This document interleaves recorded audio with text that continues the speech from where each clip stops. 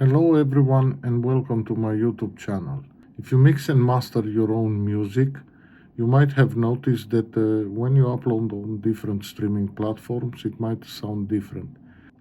One of the reasons for this is the LUFS requirement by different platforms. LUFS stands for loudness units relative to full scale, and it's used in TV, in streaming, in music, or broadcasting. I'm also giving away a free plugin. It's exposed to, and it was used by one of my tutors to check our masters during our advanced mastering module.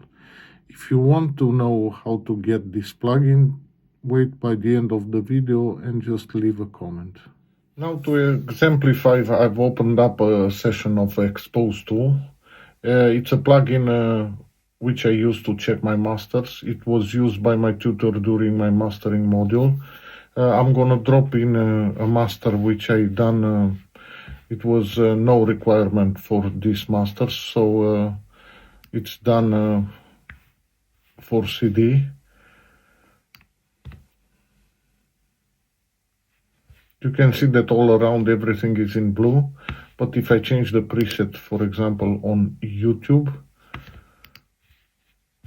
it will be highlighted red, the peaks, which has to be -1, I think. Yes, you can see -1. And also the LUFS, which has to be around -14 plus or -2. Now, there is a website called Loudness Penalty. The same, if you upload your master, it will tell you how much the streaming platforms will process your audio file. And I'm gonna drop it here.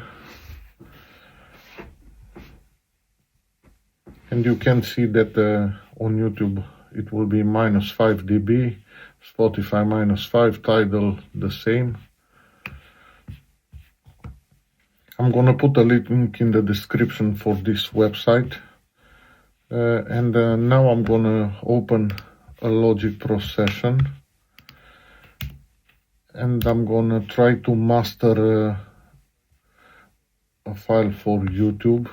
I'm gonna choose the chorus section just to make it quicker. I'm gonna use Ozone 11 AI mastering.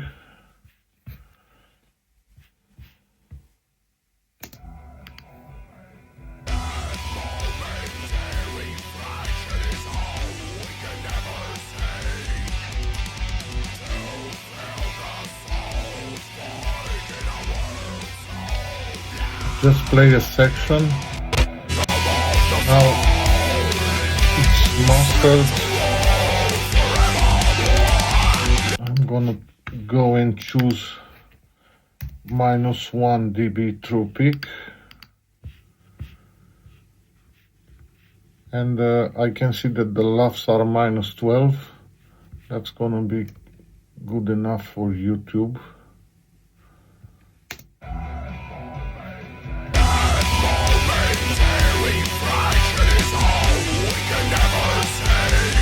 Now here it shows me that it's -8.4 LUFS, so I need to adjust either the gain or the input here. I'm gonna adjust the gain for now and try to get close to -14 LUFS.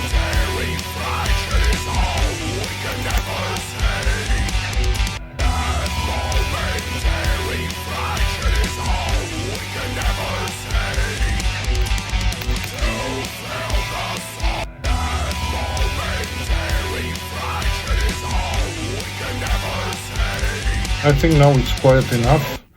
Some metering options in Logic, it will be the multimeter.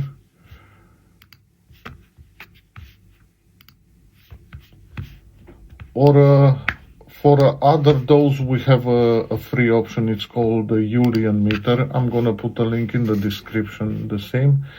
And they work quite well. They show the integrated LUFS, the short-term LUFS, which we don't care about at the moment. And now I'm gonna bounce the whole file. and see if it's okay for YouTube streaming. Now the master is done. I'm gonna load the file into Expose.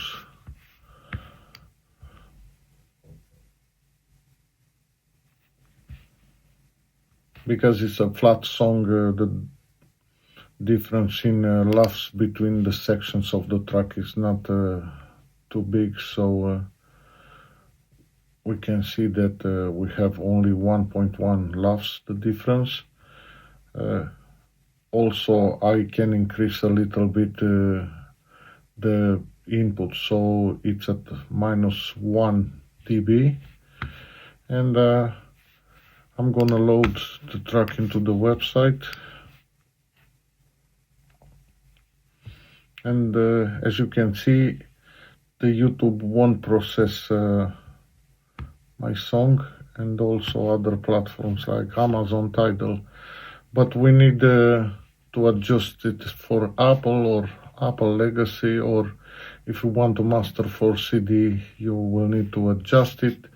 It's just a simple adjustment, even for this 0.35 dB true peak. We can just increase, this is the main reason, because it was at -3. If we do it at 0 and we bounce the track again, it should be alright. We're gonna replace it.